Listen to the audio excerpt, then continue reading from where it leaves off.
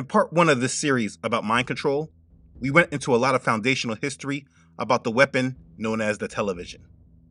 In big subjects, I try to be thorough, giving you enough background information so that people can really have a grasp on what it is that we're actually dealing with. The only reason for this series is to help those who desire to wake up out of the strong delusion. I believe that if you can clearly see how it is you have been guided and steered, it allows you to have enough strength and conviction to get off that path and choose what and who truly matters, and that is Yahuah. So we are talking about how we got into this mind control in the first place. It's important. In part one, we saw that in 1950, only 9% of American households had a television set, but by 1960, the figure had reached 90%. In just a decade, this piece of technology was in 90% of homes in America, at least one set. The peak ownership percentage of households with at least one television set occurred during the 1996-97 season with 98.4% ownership. That's almost 100%. The TV went from being in one room to many rooms to now, fast forward through time, it's traveling with us wherever we go through the use of smartphones. In the United States, as of 2022, there are approximately 307 million smartphone users. 85% of American adults use a smartphone, and even our young children from as small as 1 year old have their own personal device to watch content on their mobile television. So their reach went from 1% of homes in 1948 having one television set in their homes to now, in our current times, 85% of all individual adults having a personal television set in their hand. Do you remember this scene in Back to the Future? Our first television set. Dad just picked it up today. Do you have a television? Well, yeah, we have 2 of them. Wow, you must be rich. Oh, honey, he's teasing you. Nobody has 2 television sets. They only had one television set. But now 85% of individuals in this country, and data shows that 85.88% of the world's population own a smartphone. So it's not just the United States. A majority of the world uses a smartphone. We have these individual personal television sets in our possession for a majority of the hours while we're awake, with average screen time averaging around 6 to 8 hours per day. If you follow the evolution of this and what was actually done, it is not hard to see the mind control that was engaged against the population that has brought us to this very world that we live in right now. And so if we're going to understand how deep and serious this all is, we need to get back in this conversation and discuss the history of the generation that was pretty much the guinea pigs to all the mind control. We're going to discuss the baby boomers and mind control. Let's begin. Okay, so if you're a part of my generation, which is probably a mix between Generation X, which is born around 1965 to 1980, and the millennial generation, which is people born between 1981 to 1996. That's the mix. If you're from my generation, that means that you had parents that were born in the baby boomer generation. And if that's the case, you might recognize that our parents' generation can be very hard to talk to and communicate controversial thoughts and opinions to. It was hard for me to come to this understanding at first because their rejection often comes with either extreme pride or a complete shutting down to facts, or thoughts that are too deep for them to even handle. Very early on, as I was waking up, I came to realize that a majority of the problems that I had and the mind control that I was under was completely due to my parents' generation. At first, in my mind, I initially blamed them for being so weak. But as I began to study this problem, I began to feel bad for them, which is why I tried so hard to reach them. But like I said, they are very hard to talk to. This generation that I'm referring to are the baby boomer generation. This generation is often defined as people born from 1946 to 1964, during the mid-20th century baby boom after World War II. When I look back at all the problems we deal with in this world, this generation were definitely the guinea pigs that contributed to the majority of this mess. And unfortunately, they're the hardest to wake up, maybe only second to their parents. But their parents, which would be my grandparents' generation, many of your great-grandparents, though they are mind-controlled, they still aren't as mind-controlled as the baby boomers. But they're still stubborn, proud, and set in their ways due to time. So they're not interested in learning anything new from my generation or anybody younger. But their children, The baby boomers, they are the first major group that was mind controlled, and it is them that we must start with if we're going to understand where we are today. This baby boomer generation, like I said, they're very hard to talk to today, and they hold distinct mindsets that keep them trapped. I praise Yah that there are a few from that generation that watch these videos and they have woken up, but they are by far a minority set within their generation. Now the reasons, they're pretty obvious once we examine this subject in full. The reason's simple. They have been under the mind control programming the longest, and therefore it is harder for them to be awakened from it. Their life was started at the beginning of this mental warfare, and they only look back at much of it with happy memories of nostalgia, because times were much better than they are today. And they will tell you that you just had to be there. And listen, to anyone from that generation that's watching this, I am not judging you. Unless your family was grounded in truth and not influenced by the plethora of sellouts, then not being a part of this mind control would be very difficult. I mean, today, my father, he still holds a grudge about his neighbors or members of his parents' church when they were there in Jamaica who told his parents that they needed to get rid of the radio that they brought home. They warned his parents that the radio was giving an entryway for the devil. And as we see today, they were right. But at that time, the majority would not see it in this way, and the type of entertainment that they started with, it probably didn't seem so dangerous. So it is understandable how many of you got caught up in the mind control. But be clear, just because we understand the challenges, it doesn't give you a pass to stay trapped and mentally controlled. And if you're going to be ready for what's coming, you need to wake up. You need to peep the game and come out of the mind control programming. So I'm going to break it down. Let's look at the period when the television just started entering the homes, the 1950s. This was right after World War II. Let's look at what changed or happened after World War II. The world saw the formation of the United Nations, the World Bank, the IMF, the creation of Israel, the formation of NATO, detonation of the first nuclear bomb, communist China rises. And that's just a few events, just to name a few. And none of that was televised how it is today. Now, people might have heard of it on the radio or they saw it at the movies, but it was nowhere close to the exposure they were going to have later when those televisions came into the homes. So before these television sets came into the home, the leaders of the world, they created a lot of organizations and things that were fundamental and foundational to the world that we live in today.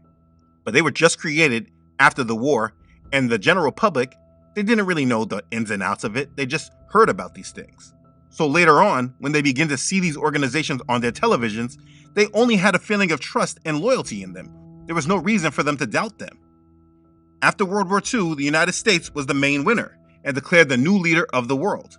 So there was a strong sense of patriotism in the United States. The United States was the world's strongest military power. Its economy was booming, and the fruits of all that prosperity brought new cars, suburban houses, and a lot of other consumer goods. It was a whole new world. More was available to more people than ever before. After World War II ended, many Americans were eager to have children because they were now confident that the future that they went to war for was now here for them. They had a future that promised peace and prosperity. And so they came back home to establish themselves. The government created a GI Bill that subsidized low-cost mortgages for many returning soldiers, which meant that it was often cheaper to buy one of the newer homes in the suburbs than it was to rent an apartment in the city. And now, a page from our Sunday morning almanac, June 22nd, 1944, 70 years ago today, the day Americans fighting in World War II won a victory far from the battlefield. For that was the day President Franklin Roosevelt signed the Servicemen's Readjustment Act, otherwise known as the GI Bill of Rights. Although the war still had just over a year to run, the government wanted to assure opportunities for returning men and women in uniform. The GI Bill promised World War II vets a raft of benefits, outlined in special films, starting with help finding employment. If they can't find you a job right away, you'll be given $20 a week, up to a limit of 52 weeks. Relatively big money for the time, believe it or not, as was the educational assistance for GIs looking to go to college. The government pays all of your school bills up to $500 a year, and living expenses of $50 a month, or $75 a month if you have dependents. In 1947, Nearly half the college admissions in the United States were veterans studying under the GI Bill. And then there was the help the legislation offered to vets hoping to get a loan for their very first home, a benefit one film went to rather dubious lengths to showcase. But wait a second. What about the beautiful blonde? Don't tell me the GI Bill of Rights guarantees every returning serviceman one of those, too. No, that's still up to the veteran. Just as it's up to him to take advantage of the GI Bill of Rights. All told, nearly 8 million returning vets did take advantage of one or another of the GI Bill's real benefits. Benefits that helped shape post-war America for decades to come. And this is how people started moving to the suburbs. This is an example of the steering and control through economics. They didn't know it was happening like this, but through economics, if things make better sense financially, you just go with it. And what they were getting was a better value for the buck in the first place. The GI Bill helped white Americans prosper and accumulate wealth in the post-war years. Now, it is important to note that this prosperity did not happen the same for the Negro veterans. In fact, the wide disparity in the bill's implementation ended up driving growing gaps in wealth, education, and civil rights between white and black Americans. In 1944, at the height of World War II, the United States made a major investment in the nation's social safety net, aimed at boosting education and promoting upward mobility.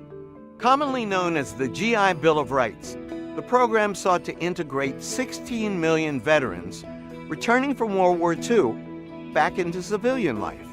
But like many of the governmental systems put in place during the Jim Crow era, the GI Bill, in practice, systematically excluded most African Americans. The GI Bill had the potential to put the American people on a level playing field, but black soldiers who came back, who were prepared and anxious to get higher education and buy homes, were not able to ascend into the middle class the same way that whites were. In practice, African Americans had very, very little opportunity to use the GI benefits that the GI Bill provided throughout the South. In the North, it was somewhat better. African Americans never gained that wealth, and therefore the effects of that policy still perpetuate the inequality of today. In a statement to NBC News, the VA admits the disparities, but it says they're working to bridge the gap. The Negroes had been fighting against racial discrimination for centuries. During the 1950s, however, the struggle against racism and segregation entered the mainstream of American life. For example, in 1954, in the landmark Brown v. Board of Education case, the Supreme Court declared that separate educational facilities for black children were inherently unequal. The movie with Denzel Washington, Remember the Titans, it gives a fairly decent recollection of what was going on at that time. Many Southern whites resisted the Brown ruling. They withdrew their children from public schools and enrolled them in all-white segregation academies. And they used violence and intimidation to prevent the Negroes from asserting their rights. In 1956, more than 100 Southern congressmen even signed a Southern manifesto declaring that they would do all they could to defend segregation. This is just the backdrop to the times in American history. You have to understand the country at that time if you're going to understand the mind control that took place. Now, let me say this. There was definitely already mind control happening at the time leading up to all this. I'm not saying that the 1950s was the start of mind control. That's not what I'm saying. What I'm saying is that after the television came into the picture, the mind control was much stronger and effective and ready to grow and steer the new generations away from societal norms held for millennia, thousands of years. Up to this point, the roles within the family unit were not changed. Even though women started to work during World War II, when the war ended, life began to go back to societal norms of millennia past.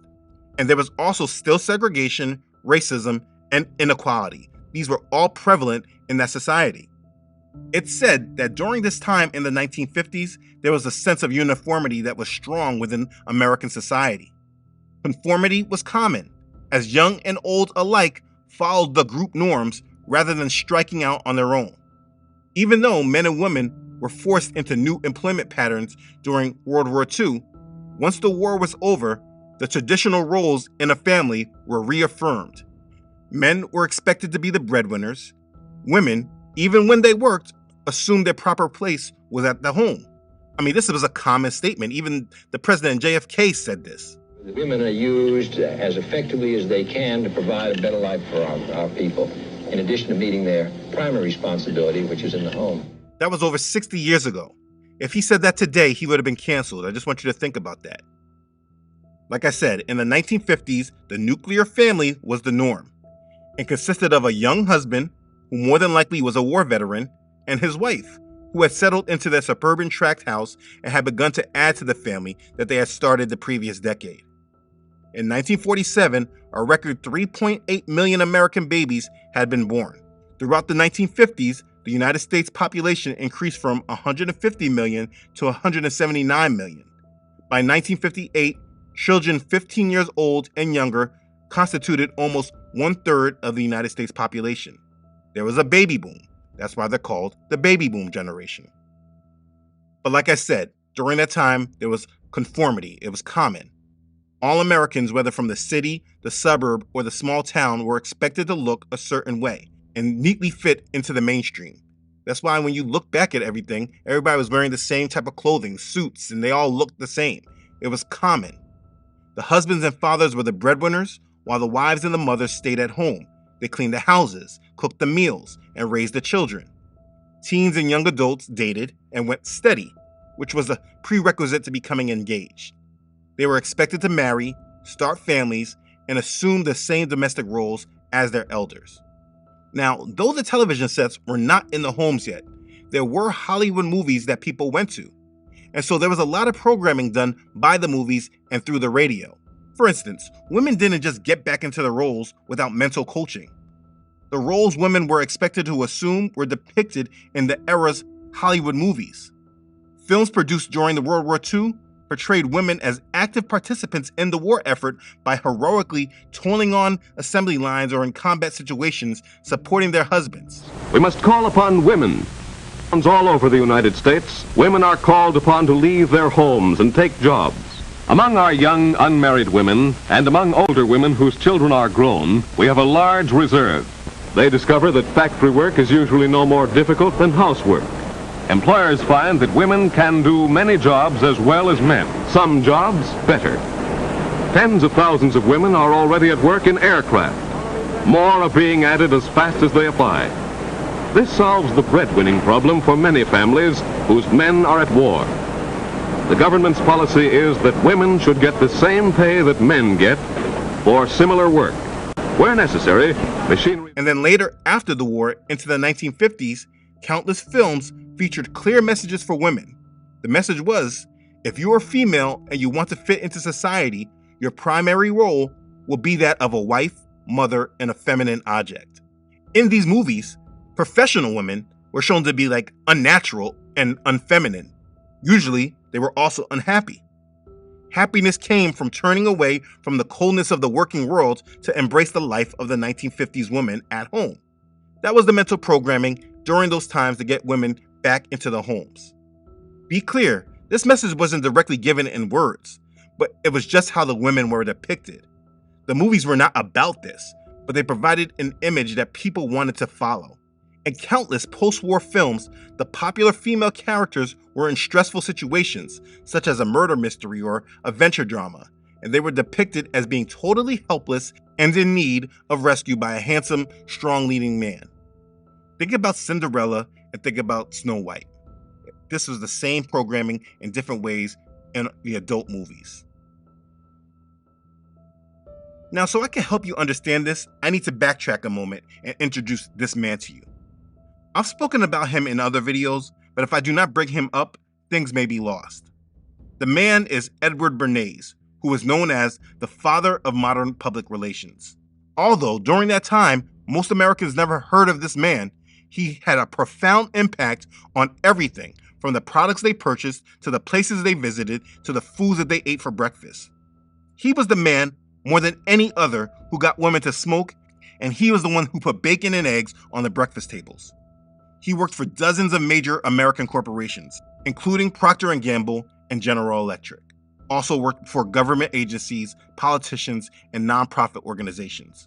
Bernays was named one of the 100 most influential Americans of the 20th century by Life magazine, and most people didn't even know he existed.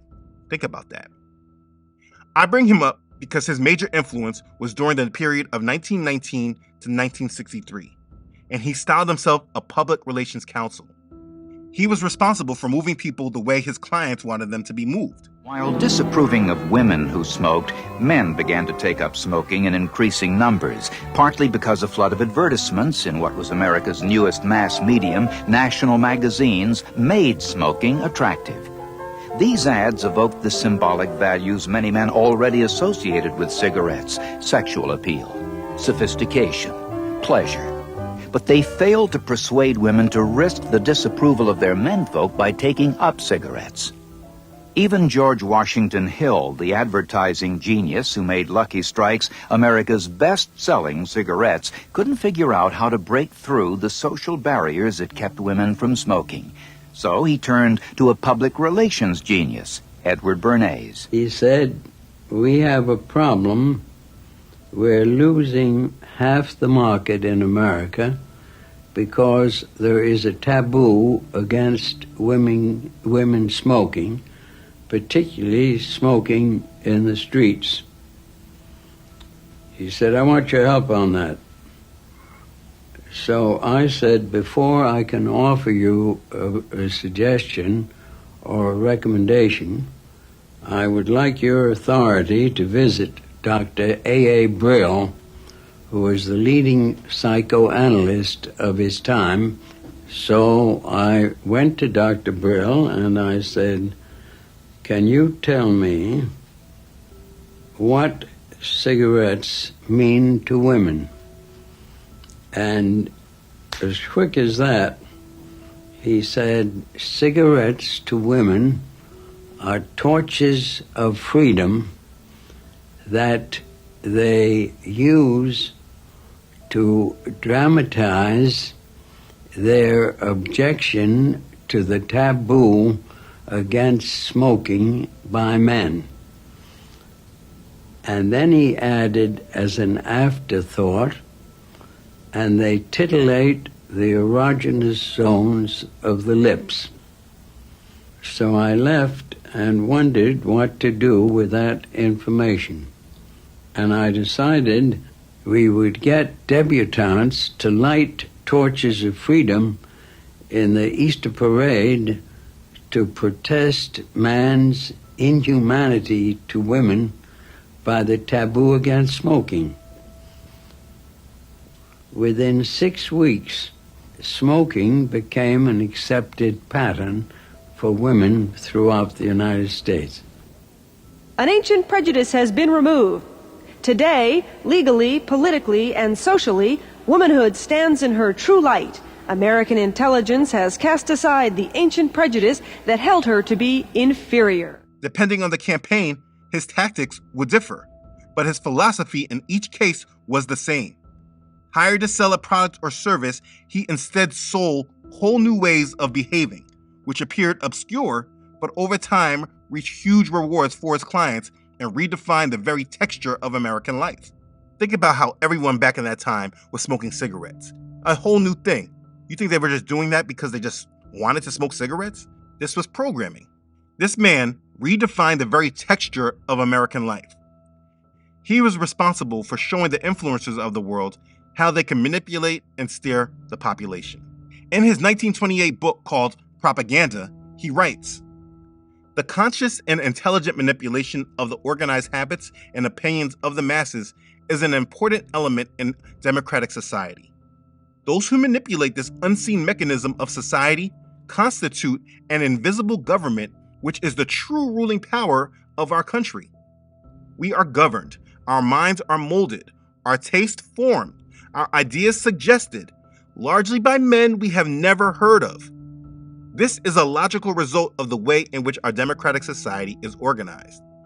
Vast numbers of human beings must cooperate in this manner if they are to live together as a smoothly functioning society. In almost every act of our daily lives, whether in the sphere of politics or business, in our social conduct or our ethical thinking, we are dominated by the relatively small number of persons who understand the mental processes and social patterns of the masses. It is they who pull the wires which control the public mind. See that? What I'm trying to say here is that mind control is real, and this man was the first most widely known person to do it. So I brought him up because I'm bringing up the indirect influence from the movies in the 1950s, and maybe your cognitive dissonance might want to tell you, oh, it's just a coincidence. But listen, it was not. These people make content that indirectly influenced the generations to be what they wanted them to be. So after World War II and the building of America as the leader of the world, they conditioned the women to go back and start families and go back to traditional roles, and that's what I'm getting at right here. What I want to do is mark this point in the 1950s as the beginning point, because at this point right here, everything was normal. This was the period when the trust in the government and corporations was set, and so this generation, they were all for the taking. But here's the thing. The influence wasn't just made for the adults, but it was actually mainly for their children, who will be the leaders for the new world that was forming. During this time, adolescents by the millions started to embrace rock and roll, a new liberating music style with artists like Elvis becoming a major influence, making Negro music popular in white America because a white man was singing it. Blowing on the slide trombone, the drummer boy from Illinois would crash, boom, bang. All of a sudden, Black Americans began demanding equal rights. This was the backdrop to the 1950s, and if you don't understand what the world was like, you won't see how we were all directed to change. By the 1960s, these rumblings exploded to a full-blown cultural revolution in just a decade. It was spurred on by the coming of age of the baby boomer generation. This generation began questioning everything, from racism and sexism in American society to the government's foreign policy. They started to question everything. A small percentage of Americans in the 1950s had an individual television set in their home. But by the 1960s, it was almost at 90%. But it's not like it is today. There were not a multitude of channels. There was only 3 networks, ABC, NBC, and CBS. And so the American audience all around the country by the 1960s, even though the television was in most of their homes, they were all watching the same programming. The television was a family device in which the whole family would watch it together. So I want you to just imagine and understand that by the 1960s, after the baby boomer generation began to be born, televisions were now in a majority of homes in America, and 90% of the American public was receiving the same program. That's why there was a collective consciousness. And what's also important to understand about the power of television is that we're all watching the same thing. There are only a couple of networks that are broadcasting the same shows, and so there is a kind of a collective consciousness that Americans are buying into. Everyone was being programmed to accept and feel the same way. They were all under the same spell. In the late 1950s, 8 of the top 10 programs were Westerns, and half of the top 30 shows are set in the mid-1800s. This was called the golden age of the Western genre. These Westerns stressed unity in the face of danger and the ability to survive in hostile environments. It was easy marketing and adaptation for people who like these kind of shows. But programming, designed specifically for that baby boomer child, began to emerge with shows such as Captain Kangaroo, Romper Room, Howdy Doody, and the Mickey Mouse Club. They had content that was directly made for them. But even though it's a birthday, we still must pledge allegiance to the flag. Friends at home, are you all ready? Put your right hand over your heart in nice outside voices. That's it, Ralph. Very good. I pledge allegiance to the flag of the United States of America. Programs that adults watched, like Leave It to Beaver. Leave It to Beaver was a show that everyone watched, but it was told from the point of view of a child because they were talking to the children. Let me not get ahead of myself. Let's jump into the decade of change. The 1960s. The 1960 to 61 television season was the beginning of the end for the TV Western. And it's when the mind control power of the television was put to use in great lengths. We're going to review the different points of mind control that occurred. The first major change was politically. In September of 1960, the Nixon-Kennedy debate was the first televised presidential debate. This was the time where the American public were all influenced for the first time at the same time, all together. the country was widely introduced to John F. Kennedy for the first time. They weren't just hearing his speeches on the radio or seeing him if he came to their town. He was in everyone's home all at once. The television became an important medium to meet our leaders. So it was much more than just listening. By seeing them, they could attach to them, and they did so with JFK. Now, I will get into this later with Michael, but we cannot ignore what was happening with Michael when examining politics. I call him Michael because that was his original name. Please don't get distracted by that. We cannot ignore what he was doing. Along with being introduced to JFK, Michael King was a very popular Negro. He was the most influential Negro at that time, and he was getting a lot of media attention through the civil rights movement. Okay, we got that. We'll talk more about that later. Now, please know there was already a beginning split between Negroes who voted Democrat versus Republicans. But today we know the Democratic Party gets 90% of the Negro vote.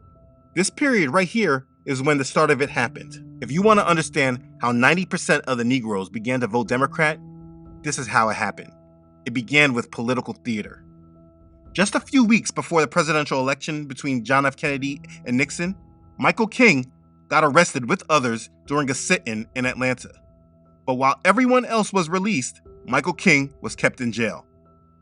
On October 26, John F. Kennedy called Michael's wife, Coretta, to express his concern, and then 24 hours after that call, his brother Robert called the judge and asked that he get King out of jail. Then Michael's Prince Hall daddy, Michael Sr., the one who changed both their names, he was a longtime influential voting Republican.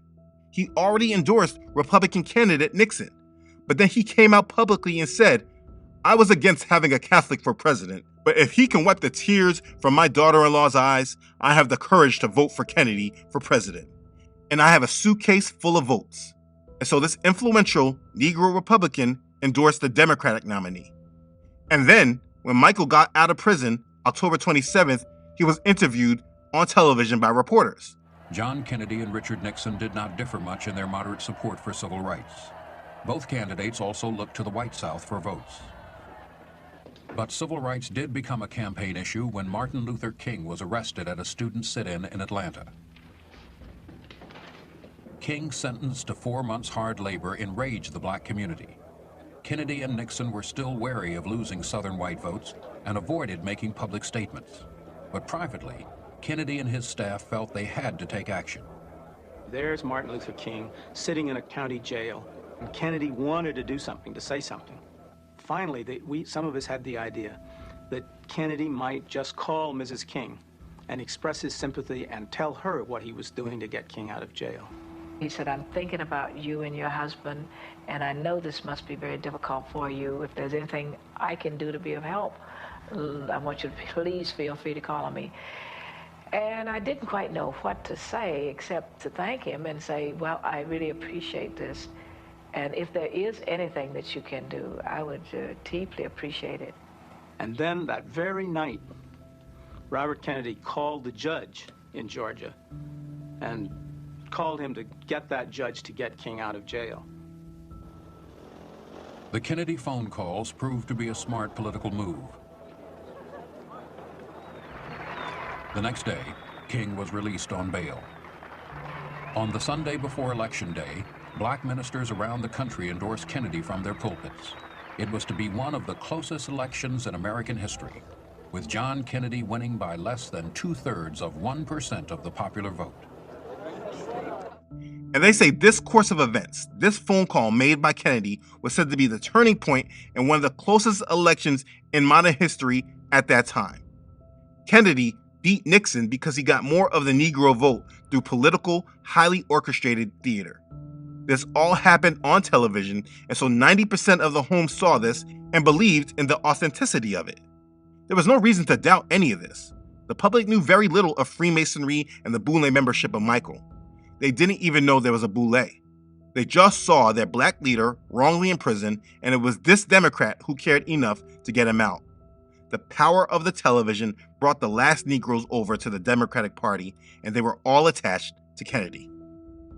Okay, so they were introduced to Kennedy in 1960 by the television, and then 3 years later, he was assassinated. I want you to understand this. The whole country was brought up in hope, watching his inauguration, And then they were traumatized collectively as they watched him be assassinated. This happened to the whole country all at the same time. Imagine it. This was the first time the nation attached to a president over the television, and then he was killed. The whole country was traumatized.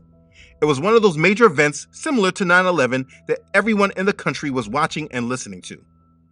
They were programmed to love this man. And then they were traumatized and they were taken captive for 3 days straight. Nielsen, the leading provider of television audience data, measured the percentage of United States television homes with their sets on in the period from November 22nd to the 25th, 1963. 45.4% of American homes with a television, a total of 51.3 million homes, had their sets turned on at 2:45 p.m. on November 22nd when the White House confirmed President Kennedy's death. Let's analyze it deeper. You know in this country how they say you're innocent until proven guilty? Well, if you hear the case presented about Oswald, he was declared guilty and the media made it so. The evidence was clearly circumstantial, but the leader said he did it on television, they showed the gun, they showed the room, and then they said he visited Russia, and the public just agreed that he was guilty. Naturally, if I work in that building, yes, sir. Back up, man! Come on, man. No, they're taking me in because of the fact that I live in the Soviet Union. I'm just a patsy. The power of the television was being displayed. The whole country was following the same programming and having the same collective consciousness. They watched it all together. Listen to these statistics. 65.8% of the homes with televisions had their sets in use at 6:15 p.m. on November 22nd as the new President Lyndon Johnson was speaking to the American people following his return to Washington. 47.2% of United States television homes had their sets on at 12:30 p.m. on November 24th, moments after Jack Ruby shot and killed Lee Harvey Oswald on live TV as he was walking through the basement of the Dallas Police Headquarters. 81% of United States television homes had the television sets on as they carried Kennedy's body at Arlington National Cemetery. This is the biggest audience of that 4-day period, according to Nielsen, at 3 p.m. on November 25th.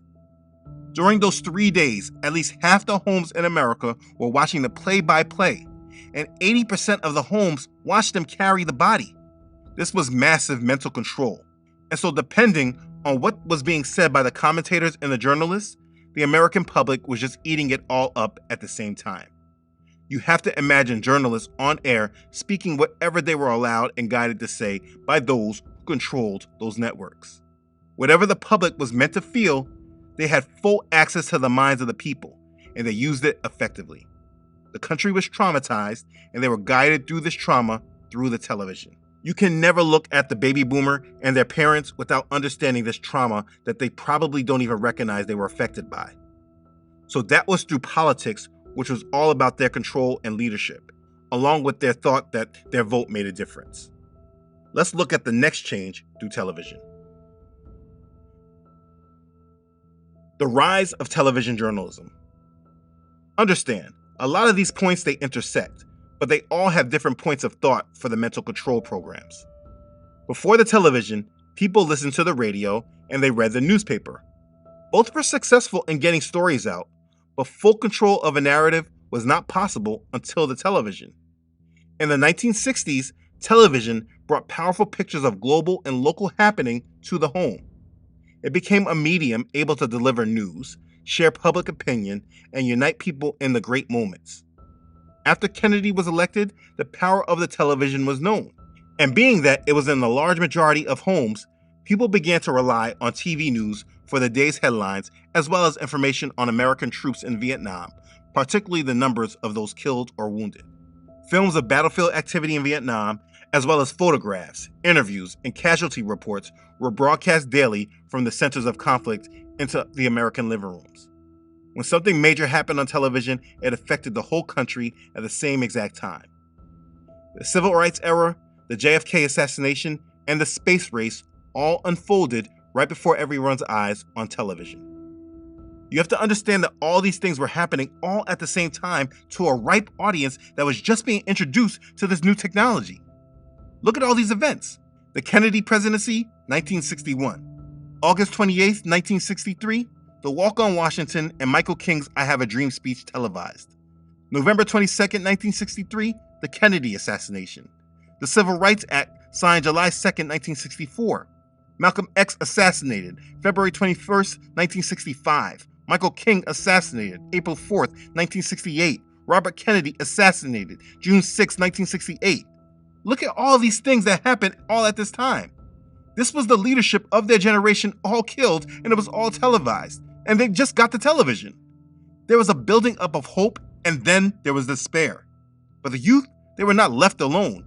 They were told to keep hope alive, and the new generation of leadership was then arising. But the point that I'm making is that all of these events, when all this was happening, people went to find out what was happening from the television now. And so whoever was in charge of making the news and reported it now had access to over 90% of America, and they were able to tell 90% of America what they wanted them to know and what they wanted them to think. Now, this needs to be said. Maybe you're a devil's advocate and you believe that not everyone is evil and sinister, and just because they had access and control of these people's minds, it doesn't mean that they were lying to them. Well, first thing I want to be made clear is that if this is your view, this video is not the one made to prove that point to you. This video is for those who watch my Strong Delusion video and recognize that magnitude of lies we were born into and they want to come out of it. But also, let me be clear that in part 1 of this series, I went over the power and control of who controls the business of this industry. The same people who have declared with their own mouth their desire for a new world, they have controlled and steered this world to obtain this goal. In other videos, I have broken down Freemasonry, Prince Hall Freemasonry, the Boule, the Black Greek letter organizations. I made a great deal of content explaining the power behind the scenes. So maybe you want to play the devil's advocate, and it's because you either haven't been exposed to all this information, in which I suggest you take the time to do so, or no matter what, you want to believe in the world that says there has been no conspiracy against the minds of the world. And even though there's a small amount of people with power, that still doesn't mean that they will use their power for evil. Even though many of the movies you've seen with a supervillain was a rich, powerful person with a plan to take over the world. I mean, listen, that's your business what you want to believe. But I am showing you the power the television had and how it changed the world, starting with the baby boomer generation. Let me continue. Another point I want you to understand about the news is that previously, the robber barons were not a secret in the generations before the baby boomers. Those generations were either called the silent generation or the GI generation. Standard Oil, the Rockefellers, JP Morgan, Carnegie, all these men and their influence was in the papers. They did much of their business right out in the open. It wasn't until TV news that their influence and power went behind the scenes in curtains. They hid themselves as the unseen hand. They were no longer in the news, and the reporters did not speak about them personally.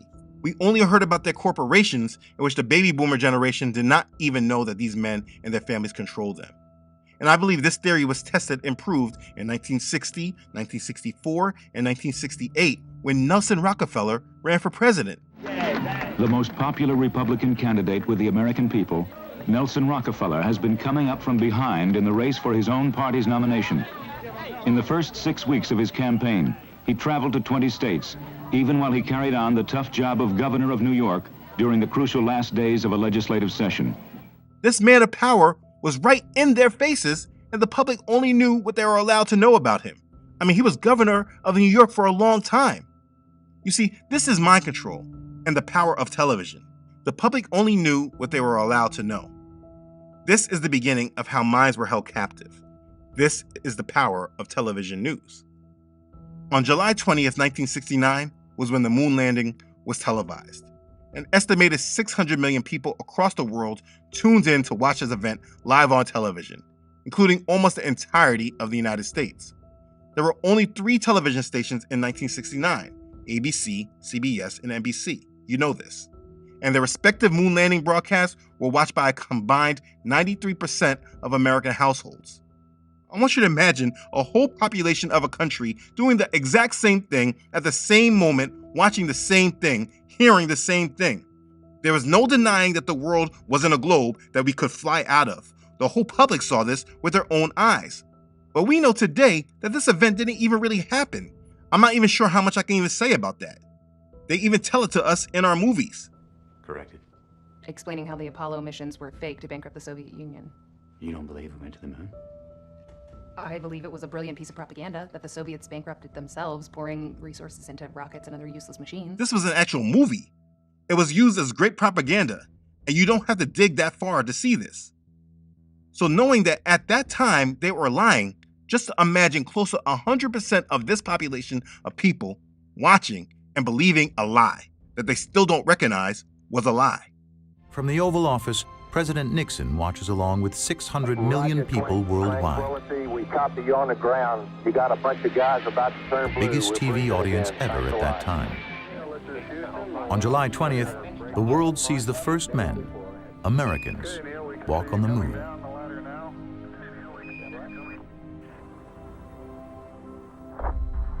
That's one small step for man, one giant leap for mankind.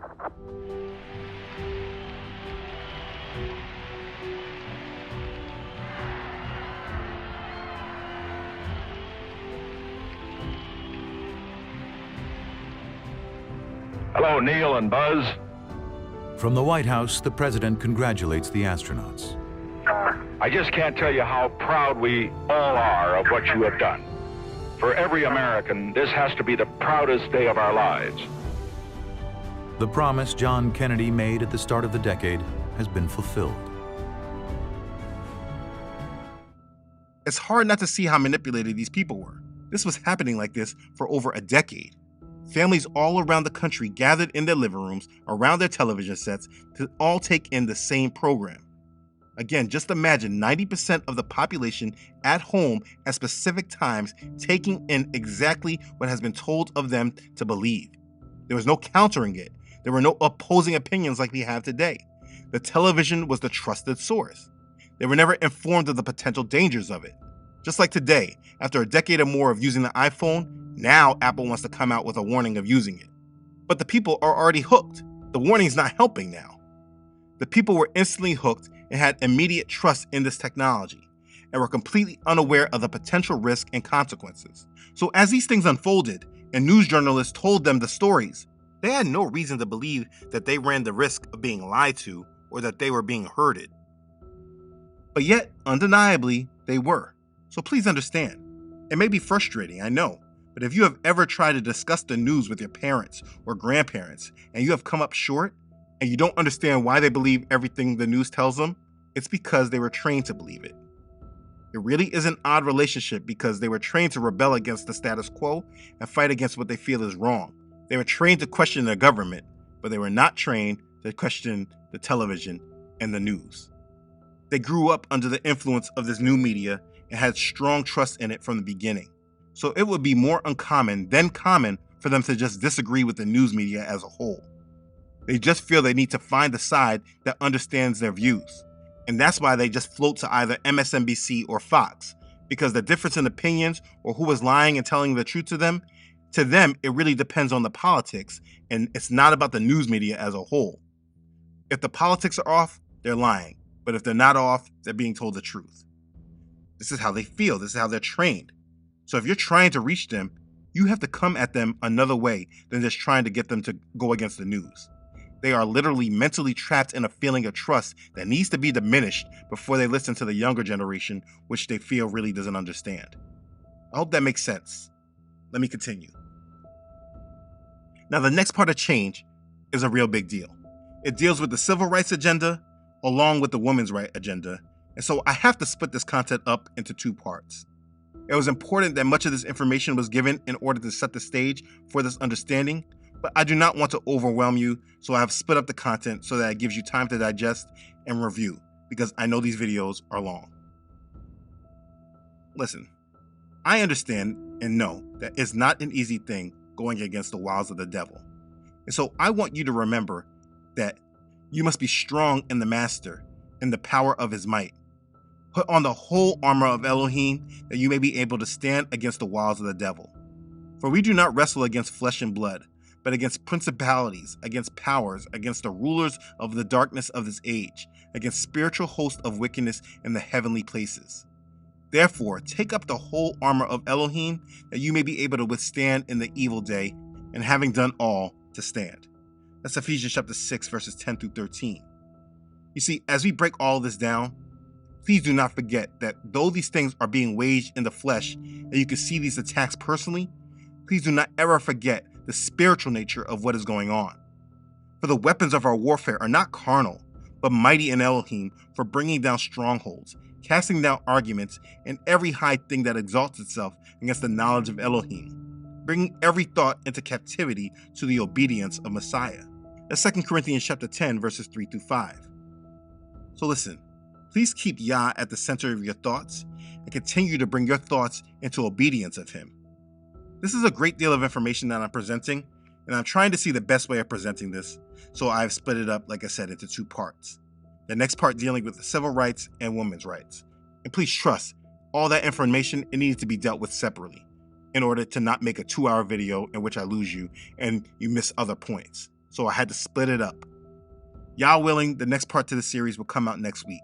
But after this information is all done, it will all be in a playlist that can be followed video by video. I do not want to overwhelm, and I also want there to be time to digest what is actually being said.